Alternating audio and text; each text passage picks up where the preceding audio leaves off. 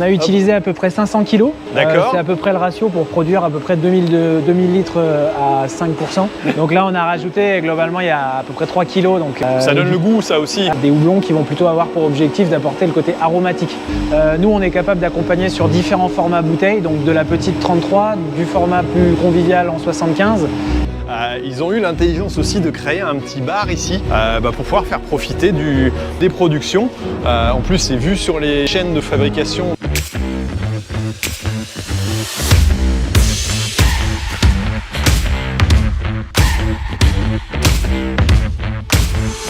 Salut la compagnie, alors je vous invite pour une visite un petit peu spéciale. Ça fait un moment, comme tout agriculteur, que je rêve de pouvoir arriver à un produit fini. C'est pas forcément le cas, bon, aussi avec les poireaux, on arrive à vendre comme ça, mais quand on fait des céréales, par exemple, c'est compliqué. Et là, depuis quelques temps, j'étais en discussion donc avec les brasseries du Lion. Voilà, on est ici, hop, voilà, c'est marqué là-bas en haut, pour essayer de faire ce qu'on appelle une agri-collab. Vous allez voir un peu ce que c'est.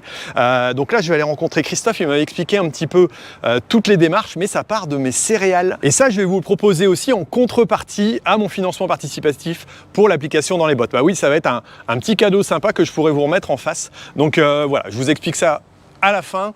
Là, on rentre à la brasserie du Lion et on va voir. J'ai un big bag qui m'attend et il y a Christophe qui m'attend. Voilà, avec Marie, on va la voir un peu après. Bon, on a déjà fait un petit tour, mais tu vas me réexpliquer ça, Christophe? Et bah du coup, là, on arrive dans c'est le cœur de chauffe, c'est la salle de brassage. D'accord. Donc là, alors là, c'est mon big bag, c'est mes céréales qui sont arrivées. Vous n'avez pas tout utilisé. Il y en a un peu qui partiront pour les cochons, mais... D'accord. Mais en tout cas, voilà, c'est plutôt, on a utilisé à peu près 500 kg. D'accord. C'est à peu près le ratio pour produire à peu près 2000 litres à 5%. Voilà, on est parti sur une petite blonde. C'était assez intéressant parce que tu avais du coup un mélange un peu seigle, triticale. Ouais, c'est ce qui est intéressant avec vous, c'est que, alors on n'appelle pas ça une bière, oui. Parce que c'est pas dans la réglementation de la bière, mais c'est un peu tout comme, et c'est fait avec de la céréale crue. C'est ça? C'est ça, en fait, normalement, en fait, ce qu'on utilise pour faire la bière, c'est le malt, c'est de l'orge germé. En fait, nous aujourd'hui, on ne change pas les ingrédients, on continue d'utiliser eau, levure, céréales, houblon. Par contre, derrière, en fait, on a une étape de transformation en moins. Notre céréale, on va la travailler sans passer par l'étape du maltage. Donc, il y a un côté écologique, moins de consommation d'eau, d'énergie. Et en fait, c'est ce qui nous permet aussi de recréer du lien en direct au niveau des exploitations. Du coup, aujourd'hui, le malteur, il va plutôt avoir une logique de sourcing qui va être plus globalisée. Et donc là, en gros, on retrouve un lien direct un peu comme un vigneron. Et en fait, l'intérêt, c'est que du coup, vous connaissez un peu les critères de brasserie, malterie au niveau des orges, principalement. Nous, aujourd'hui, on a... Du coup, comme on passe plus par cette étape de maltage, c'est beaucoup plus flexible. On est capable de travailler n'importe quel type de céréales, variétés. Voilà, donc pas forcément des variétés dites de brasserie. Donc là, on a travaillé du seigle, du triticale, mais on peut aller sorgho, millet, épeautre, sarrasin. D'accord, on a beaucoup de possibilités, quoi. Ça a beaucoup de possibilités. Tu montres les différentes étapes? Bah, du coup, on va passer dans la salle de brassage. Allez, bon, ça fait un petit peu de bruit, hein, mais on est en plein travail.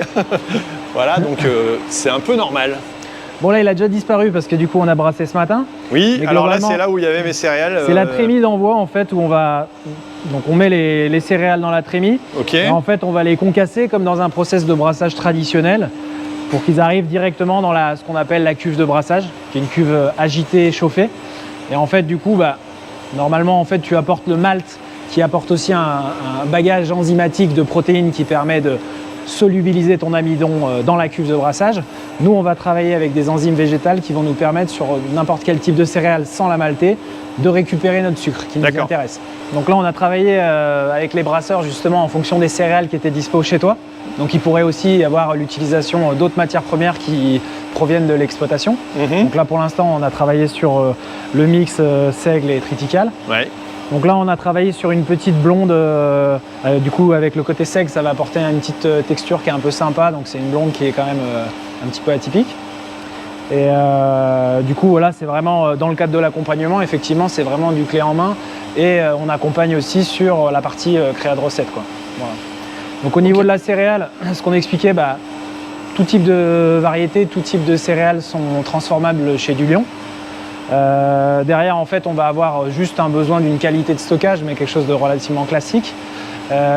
Tout ce qui va être triage, dépoussiérage, si par exemple vous n'êtes pas équipé au niveau de votre exploitation, en fait on a aussi la possibilité, en fait on travaille avec une exploitation, avec plusieurs exploitations qui sont à côté, qui ont des trieurs, etc. Donc on peut vous aider aussi par rapport à ça. Donc après au niveau des grandes étapes, bah, du coup en fait, voilà, on n'en a pas parlé, mais du coup en fait on a aussi la possibilité quand on veut faire des bières ambrées, brunes, éventuellement on peut torréfier directement sur site la céréale. Et après, au niveau des grandes étapes, donc tu as ton étape de brassage qui va durer à peu près 2h, 2h30. Bah, en fait, du coup, à l'issue de l'étape de brassage, du coup, on a récupéré le sucre dans ce qu'on appelle la mèche. Et en fait, du coup, on va utiliser le filtre qui va nous permettre de séparer la drèche du mou sucré, donc du sucre qui nous intéresse. D'accord. Alors la drèche, c'est ce qu'on voyait dans ce petit opercule ici. Ça va servir aussi, entre guillemets, à nourrir des animaux. C'est les résidus. Yes, alors voilà. Effectivement, aujourd'hui, nous, on travaille avec déjà plusieurs exploitations qui sont vraiment à moins de 5 km de la brasserie. Donc, on va faire un heureux parce qu'ils cherchent toujours des intrants. Et là, en fait, il y a potentiellement une partie qui partira dans un élevage de cochons. Ou sinon, ça sera composté et répandu dans des champs. D'accord. Bah, l'étape suivante, c'est une étape d'ébullition. Avec ce type de filtration, on consomme moins d'eau que sur des systèmes de filtration plus traditionnels, mais il y a quand même un petit ajout d'eau pour récupérer le sucre de la drèche. Donc en fait, pendant l'ébullition, une des premières actions, donc il y a la stérilisation du mou, réduction pour avoir notre taux de sucre pour bien coller à la recette et au pourcentage d'alcool qui va en découler. Et après, en fait, c'est là où on va ajouter aussi la partie houblon. Donc le houblon, tout à l'heure, on parlait de 500 kg. Ce que je me suis amusé à faire tout à l'heure. Yes. Donc là, on a rajouté, globalement, il y a à peu près 3 kg. Donc il y a, en termes de matière première, c'est beaucoup moins important que la céréale.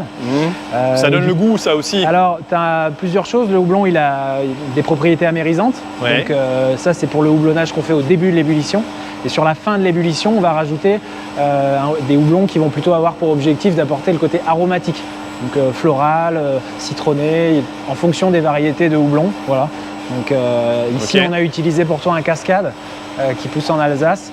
Et donc c'est une variété qui apporte un petit côté plutôt végétal, assez sympa, un petit côté résineux, voilà, et un petit peu d'agrumes. Ok, et l'étape suivante, ça donne quoi alors? Donc l'étape suivante, c'est plutôt, à l'issue de la filtration, on avait un mou qui était plutôt clair. Là, en gros, on a rechargé avec du houblon, on a une coagulation de protéines qui a été faite pendant l'ébullition. Donc on a retroublé un petit peu notre mou. Donc en fait, là, on va faire un transfert du coup de la cuve d'ébullition à ce qu'on appelle la cuve Whirlpool.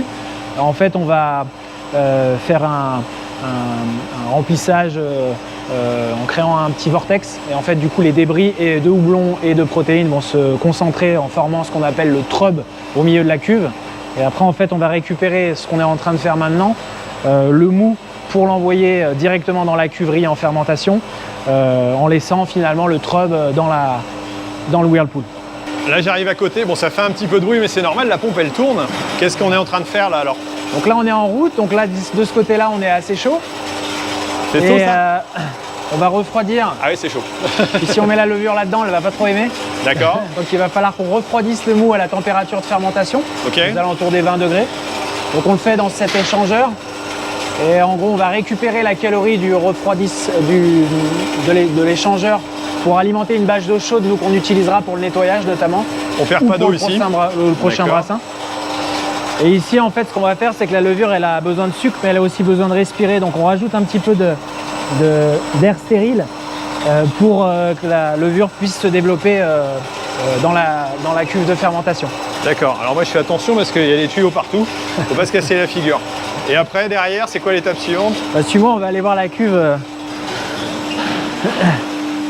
Où est-ce qu'il est mon trésor? Est-ce qu'il est ma réserve? Tu es dans la cuve. Donc on a plusieurs types la cuverie est assez importante. Et là, du coup, on est sur une petite cuve de 20 hectos, donc 2000 litres. C'est le minimum de fabrication aujourd'hui à la brasserie. D'accord. Et en gros, elle va rester à peu près un mois, la blonde de Thierry, en fermentation.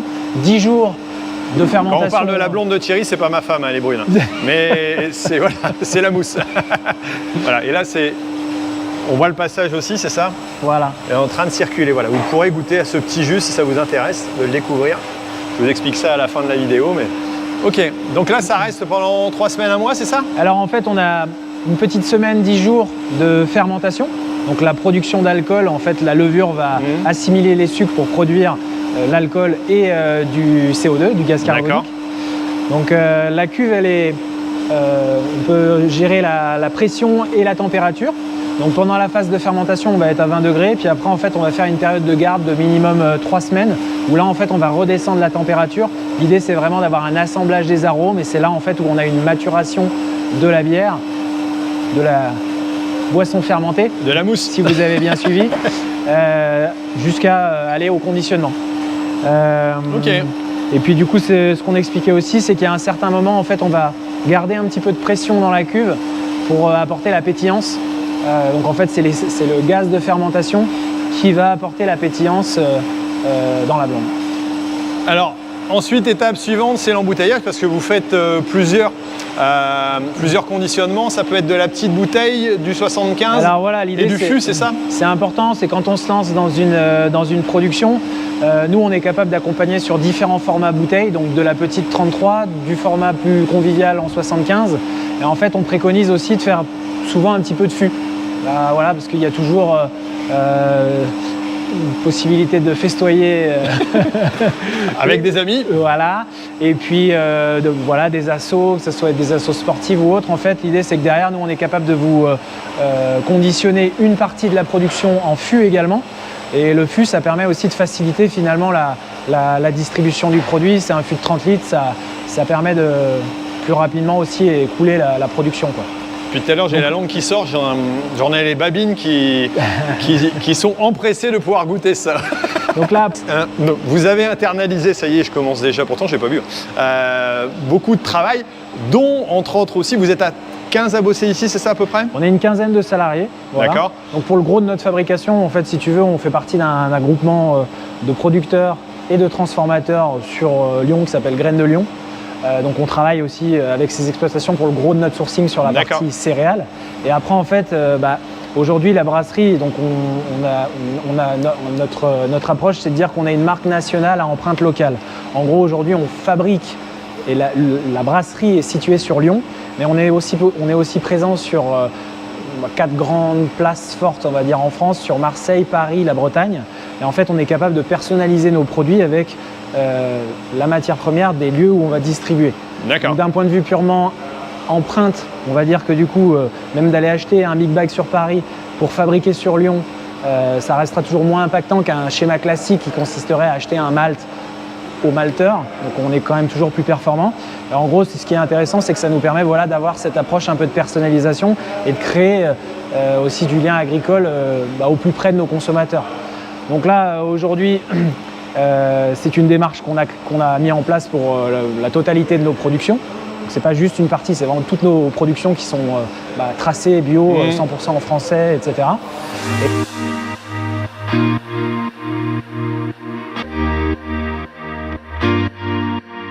Bon allez, j'arrive dans le bureau. Je vais voir Marie. C'est Marie, c'est ça? C'est ça, exactement. Alors, qu'est-ce que tu fais, toi, ici? Alors, moi, je suis chargée de communication donc, à la brasserie du Lion. D'accord. Et donc là, on arrive donc, à l'étape de la création de l'étiquette. Oui. Donc, en fait, on propose vraiment dans le concept AgricoLab d'accompagner à 100% l'agriculteur. Et donc, on l'accompagne également sur la création de son étiquette. D'accord. Alors là, tu as été chercher les petites photos de Thierry, c'est sympa. Oui. Voilà. Et tu peux adapter l'étiquette comme tu veux? Tu as des contraintes réglementaires? Comment ça se passe? Oui, alors il y a certaines contraintes, que ce soit au niveau de ces icônes, pour la femme enceinte par exemple. D'accord. Même au niveau après, par exemple du label AB, donc il faut mettre le label avec certifié. Et après au niveau de la pourcentage d'alcool, etc. D'accord. La quantité de la bouteille, 33 centilitres ici. Donc ça, c'est des éléments qu'il faut absolument mettre sur l'étiquette. Ok. Et après, on va dire, on est libre. Donc soit on va partir sur une base qui est un peu plus générale, qu'on va se servir pour des agricolabs, si par exemple l'agriculteur n'a pas forcément d'identité graphique forcément forte ou comme ça, voilà. Donc des modèles un peu plus généraux. Et sinon, on peut aussi faire quelque chose de beaucoup plus spécifique avec une création vraiment beaucoup plus personnalisée. Tu as des exemples de création personnalisée? Oui. Par exemple, on a celle-ci. D'accord. Où là, on est sur quelque chose de beaucoup plus personnalisé. On a également aussi, par exemple, cet exemple-là. D'accord. Et donc voilà, donc en fait, on peut vraiment faire être à l'écoute de l'agriculteur, de ce qu'il veut, et faire quelque chose propre à lui s'il veut vraiment quelque chose de spécifique ou de quelque chose de plus classique. Voilà. Donc là, on est dans les prémices de celle que tu as prévues pour moi. On va peut-être modifier des choses, je sais pas, on va regarder ensemble, on va le travailler. Mais en tout cas, c'est déjà plutôt sympa. Et c'est vrai que les exemples sont plutôt intéressants. C'est ça. Et après, nous, les éléments aussi importants qu'on met dans ces étiquettes, ça va être aussi donc, une partie qui va être dédiée un peu à l'explicatif de l'exploitation, de l'agriculteur. Une photo de lui, idéalement, pour personnaliser l'étiquette. Et après, on peut aussi mettre un QR code, par exemple, si on veut avoir un lien qui renvoie sur le site de l'agriculteur ou autre. Donc voilà. Ouais, c'est vraiment personnalisable aussi. Vous voulez donner aussi une âme quelque part au produit. Oui, c'est un peu l'objectif. Plus humanisé aussi, rien qu'avec la photo de l'agriculteur, etc.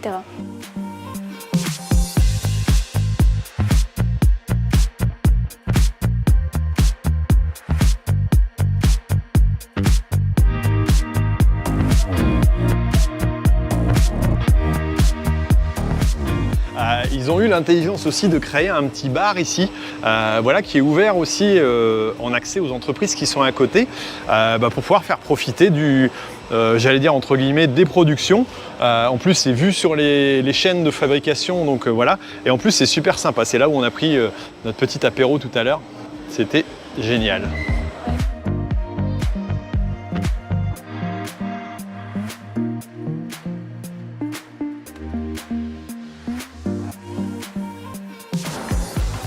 Chauffage bois. Chauffage au bois en plus. Voilà. On chauffe plus les petits oiseaux là. Mais... Alors là, reconditionnement d'un fût, voilà. Ça, c'est une idée, ça. Ça, les clients, ils aiment bien, notamment l'été. Bon, il fait un peu plus chaud, hein, mais avec le petit espace extérieur en mode un peu guinguette, c'est plutôt sympa. Puis là, on n'a pas grand monde qui nous embête. On est au milieu de notre zone. Là, vous pouvez faire un peu de bruit, c'est pas gênant. C'est ça. Alors, qu'est-ce que tu me fais goûter là ? Là, c'est une petite session, donc on a utilisé de la céréale d'un agriculteur qui était à côté de chez nous. Et on utilise aussi un houblon là, qui vient de l'Ain, de houblon du moulin. D'accord. Elle a du goût. On est sur quelque chose de beaucoup plus sur on va plutôt faire part belle au houblon sur une session IPA. Mais du coup, on a quand même un petit twist, il y a un peu de millet là-dedans. D'accord. Bon, à consommer avec modération, bien entendu. Absolument. Bon, dis-moi, les agricolabs, alors tu m'as expliqué, en quoi ça consiste? Alors comme moi, j'ai des céréales que je pouvais utiliser. C'était un mélange, là en l'occurrence, qui a été fait à la récolte, qui n'était pas forcément prévu, mais je me suis retrouvé avec du seigle et du triticale mélangé. Le but du jeu, c'est de pouvoir t'amener, moi, des céréales et de repartir quelque part avec ma bière, mais c'est quoi les étapes entre deux? Ouais, c'est ça. Alors en gros, l'idée, c'est que nous, ce qu'il faut comprendre, c'est qu'on est vraiment complètement hors du cahier des charges, brasserie, malterie. En fait, comme on ne travaille pas avec le malt, mais directement avec la céréale, en fait, du coup, c'est beaucoup plus simple de travailler avec nous pour fabriquer sa gamme de produits.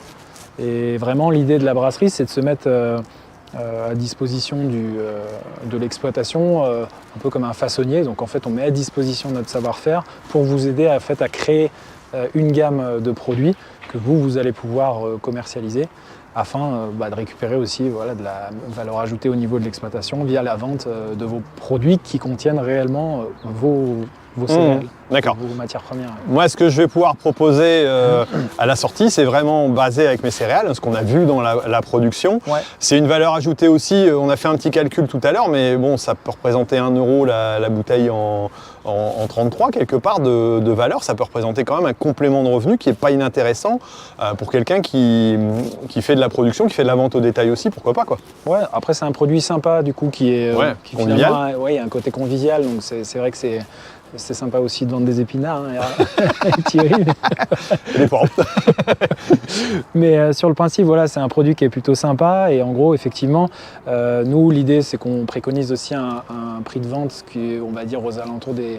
il y a un prix psychologique de 3 € pour une 33. On ne peut pas combattre, on va dire, des produits qui sont très industriels. Non, l'idée, c'est qu'on pour un produit de qualité, c'est raisonnable. Ouais, c'est un prix raisonnable. Et l'idée derrière, c'est qu'au niveau de l'exploitation, on est à peu près sur 80 centimes et 1 € hors taxe de marge qui est généré au niveau de la vente. Ce qui fait que sur une agricolab de 20 hectos, on est à peu près sur 4 500 € de marge pour l'exploitation. Non, mais ce qui n'est pas négligeable. Ok. Donc après, au niveau oui, simplicité de travail, c'est vraiment notre rôle effectivement et notre savoir-faire de brasseur va être de vous accompagner dans la création de recettes, à la fois pour qu'on soit capable d'aller vers un style qui va être simple à commercialiser. On va peut-être pas vous proposer une quadruple IPA stout pour démarrer, mais l'idée c'est vraiment d'avoir un produit qui est consensuel, accessible. Et puis derrière, voilà, on est capable vraiment de valoriser n'importe quel type de céréales. Donc c'est assez simple. Finalement, c'est ça l'idée, c'est de dire que c'est un projet qui va prendre entre 6 et 8 semaines en fonction des possibilités quand même assez dans le planning. rapide, Et en fait, du coup, voilà, on vous accompagne. Il y a effectivement la fabrication, mais l'idée, c'est aussi de préparer son agricolab. Donc, préparer son agricolab, c'est voilà, essayer de regarder un petit peu dans son réseau au préalable, même si on a déjà des réseaux de distribution, pour essayer de faire peut-être un peu de fût. Voilà, on vous aide à avoir cette réflexion. Nous, notre objectif, c'est que vous brassiez avec nous. Et puis que derrière, en gros, très rapidement, vous écouliez votre marchandise pour revenir travailler et pérenniser en fait une relation. Ouais.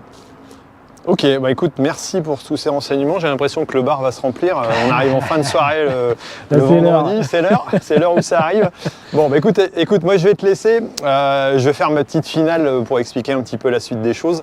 Et puis on se retrouve au Salon de l'Agriculture de toute façon. Eh bah ouais, on a 2-3 trucs à présenter. Bon voilà, on arrive à la fin de cette vidéo. Alors j'espère que vous avez trouvé ça intéressant. Si vous avez l'intérêt voilà, pour l'Agricolab, que vous trouvez ça intéressant, n'hésitez pas à les contacter. Je vais vous mettre les liens ici en dessous. À la brasserie du Lion, vous venez de ma part, n'hésitez pas, vous serez bien reçu. Vous pourrez peut-être sortir aussi un produit voilà, qui va permettre de compléter votre gamme pour pouvoir vendre autre chose. Et ça, je trouve vraiment intéressant. Et si vous êtes intéressé par ce produit, vous pouvez le retrouver, comme je vous l'ai dit, voilà, tout simplement dans le financement participatif de Dans les Bottes. Ça pourra m'aider à communiquer sur l'agriculture, à développer ce projet. Donc allez sur les liens et puis allez éventuellement rejoindre une Agricolab. Et nous, on se retrouve au salon pour goûter ça ensemble. Allez, à très bientôt.